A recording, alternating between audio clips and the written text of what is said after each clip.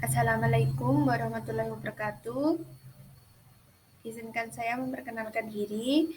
Nama saya Puput Nuridaya dari kelas Kepemimpinan A.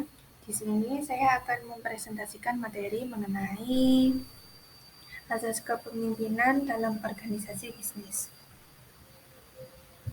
Sebelum membahas lebih jauh, alangkah baiknya kita mengetahui dulu apa yang dimaksud dengan kepemimpinan itu sendiri.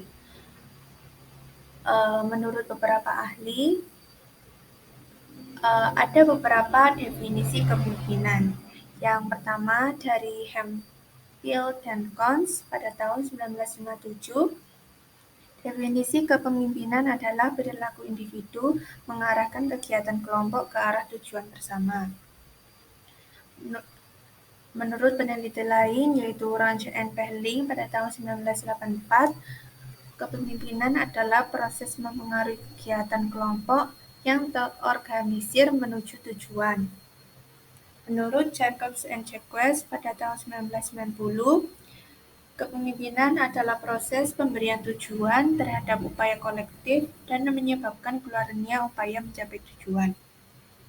Dan yang terakhir, menurut House pada tahun 1999, definisi kepemimpinan adalah kemampuan individu mempengaruhi, memotivasi, dan memungkinkan orang lain untuk berkontribusi menuju efektivitas dan keberhasilan organisasi. Maka dari beberapa definisi tadi dapat disimpulkan bahwa kepemimpinan adalah proses mempengaruhi orang lain untuk memahami dan menyetujui tentang apa yang perlu dilakukan dan bagaimana melakukannya, dan proses memfasilitasi upaya individu dan kolektif untuk mencapai tujuan bersama. Sebenarnya tidak ada satupun definisi kepemimpinan yang benar yang mencakup semua situasi. Dari definisi yang telah saya sebutkan tadi, yang paling penting adalah seberapa berguna definisi tersebut untuk meningkatkan pemahaman kita tentang kepemimpinan yang efektif. Selanjutnya, indikator efektivitas kepemimpinan. Setelah mengetahui pengertian dari kepemimpinan, yang mana kepemimpinan adalah proses mempengaruhi, maka untuk mengetahui apakah kepemimpinan yang kita lakukan efektif, maka perlu indikator-indikator. Indikator yang pertama yaitu peningkatan kinerja dan pencapaian tujuan. Ada dua ukuran, yaitu ukuran objektif dan subjektif. Ukuran objektif ini meliputi penjualan, laba bersih, margin laba, pangsa pasar, laba atas investasi, pengembalian aset, produktivitas, dan perubahan nilai saham perusahaan. Jika pada suatu organisasi atau perusahaan mengalami peningkatan penjualan, laba bersih, margin laba, dan ukuran objektif lainnya, maka dapat dikatakan kepemimpinan yang dilakukan adalah efektif. Yang kedua yaitu ukuran subjektif. Ukuran subjektif meliputi peringkat yang diperoleh dari atasan, rekan, atau bawahan pemimpin. Jika dalam suatu organisasi atau perusahaan, karyawan memiliki peringkat yang tinggi dan kinerja yang baik, maka dapat dikatakan kepemimpinan yang dilakukan dalam organisasi tersebut efektif. Yang poin yang kedua yaitu sikap dan persepsi terhadap pemimpin. Sikap dan persepsi ini dapat diukur dengan kuesioner atau wawancara. Indikator ini indikator tidak langsung akan ketidakpuasan dan permusuhan terhadap pemimpin. Jadi dapat diukur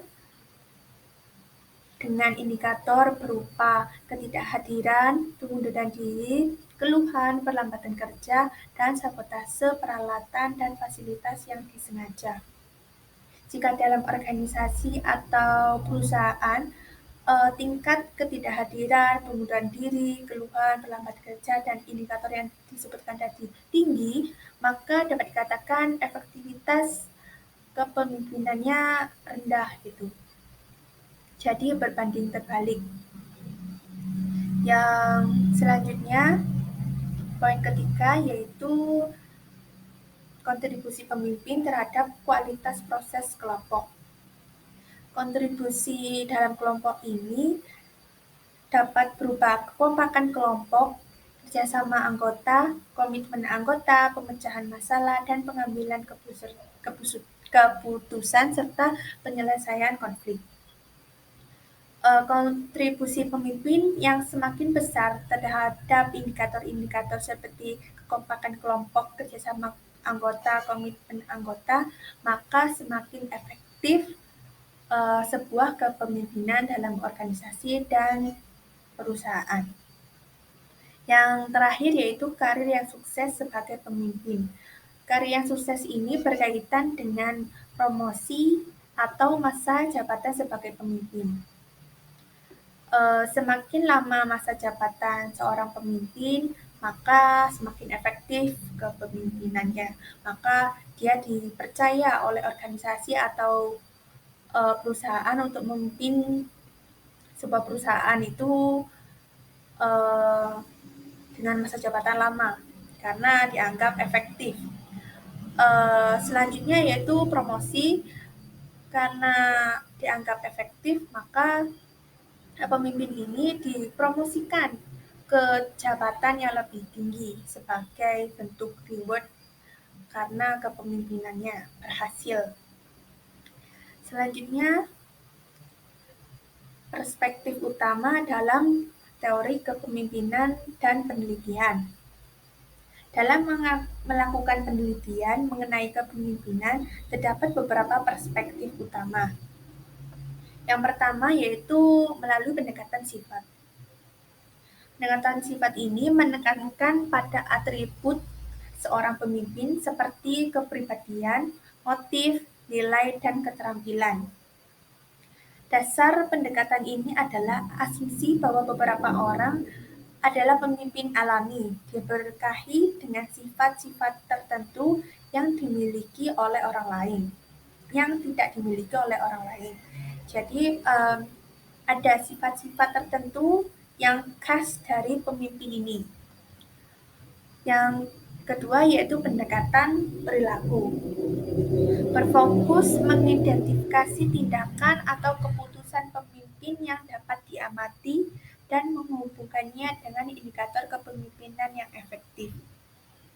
Jadi pendekatan ini melihat perilaku-perilaku atau tindakan yang tampak yang dilakukan oleh seorang pemimpin. Yang ketiga yaitu pendekatan pengaruh kekuasaan. Pendekatan ini melihat perspektif yang berpusat pada pemimpin. Pemimpin bertindak dan pengikut bereaksi. Pengaruh kekuasaan menjelaskan efektivitas kepemimpinan dilihat dari jumlah dan jenis kekuasaan yang dimiliki dan bagaimana kekuasaan itu dijalankan. Jadi ketika pemimpin memiliki kekuasaan, pendekatan ini melihat gitu bagaimana pemimpin ini menggunakannya. Yang keempat, pendekatan situasional. Beberapa atribut yang berbeda akan efektif dalam situasi yang berbeda dan atribut yang sama tidak akan optimal dalam semua situasi.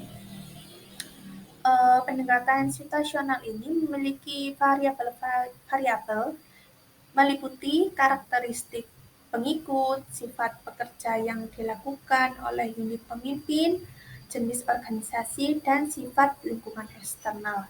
Jadi ketika atribut A dilakukan untuk situasional A tidak akan sama jika diterapkan di situasional B. Kurang lebih seperti itu. Selanjutnya yang terakhir yaitu pendekatan integratif. melibatkan lebih dari satu jenis variabel kepemimpinan. Dapat berupa sifat, perilaku, proses pengaruh, situasional variabel, dan hasil. Contoh teori yang menerapkan pendekatan integratif yaitu teori konsep diri, kepemimpinan karismatik.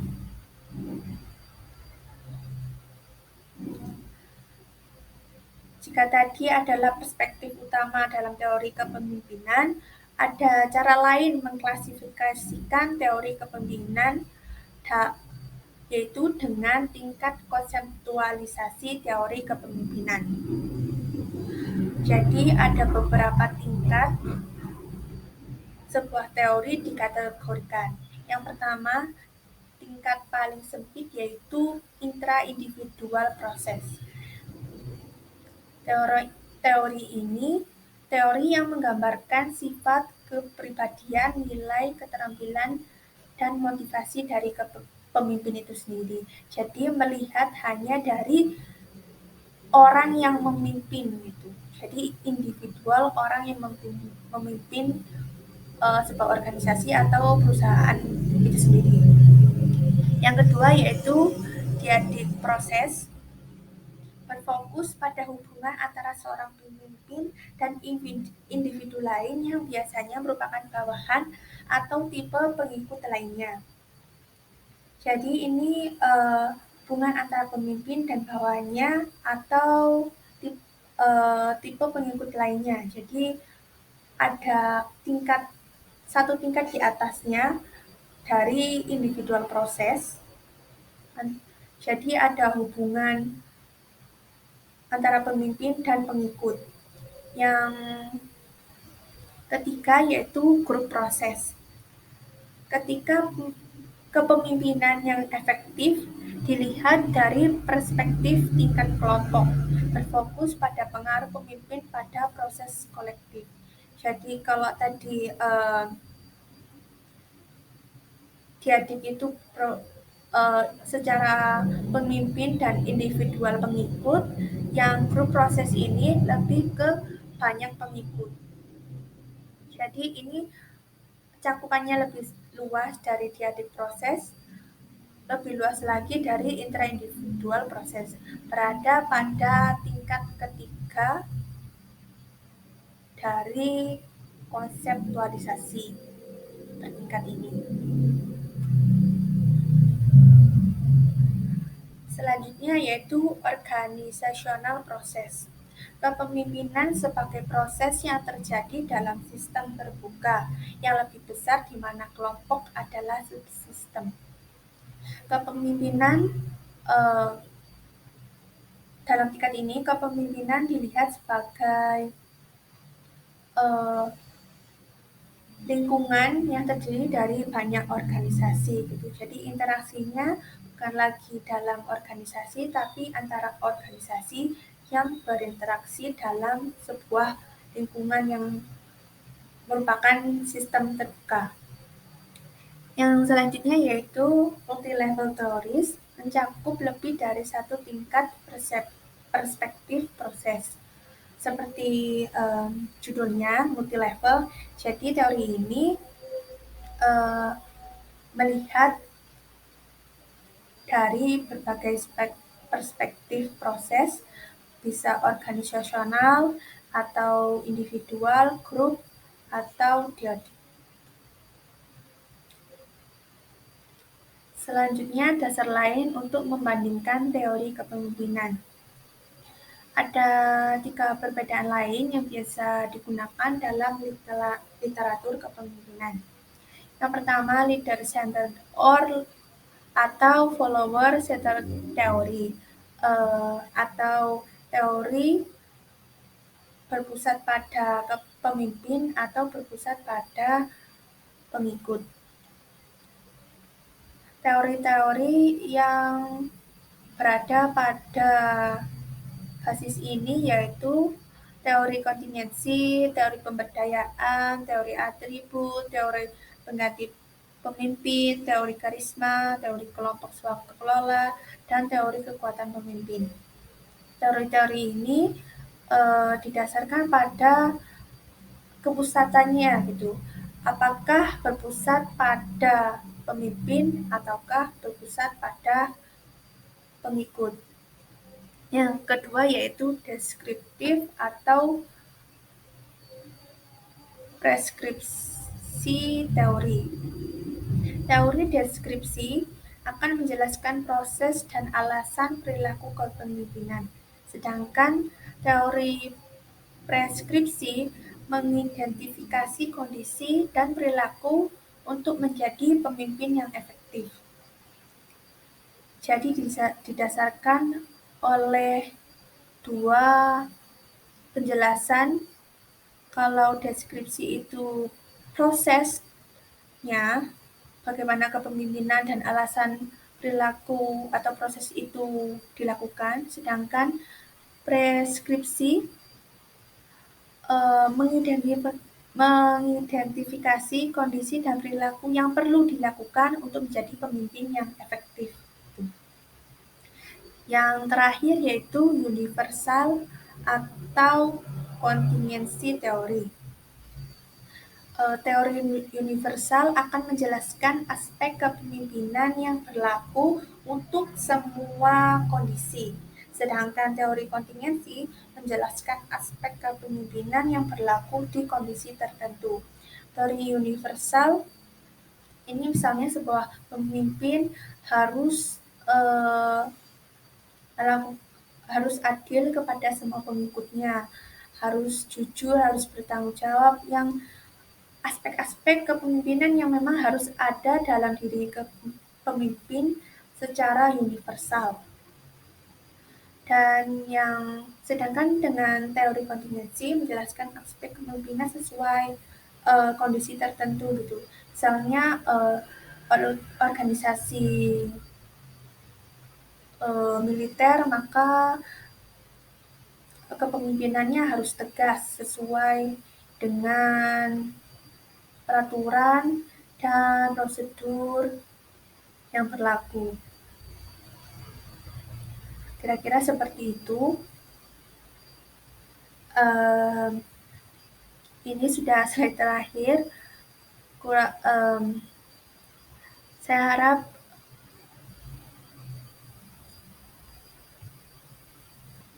sekian presentasi dari saya tentang materi kepemimpinan. Semoga bermanfaat.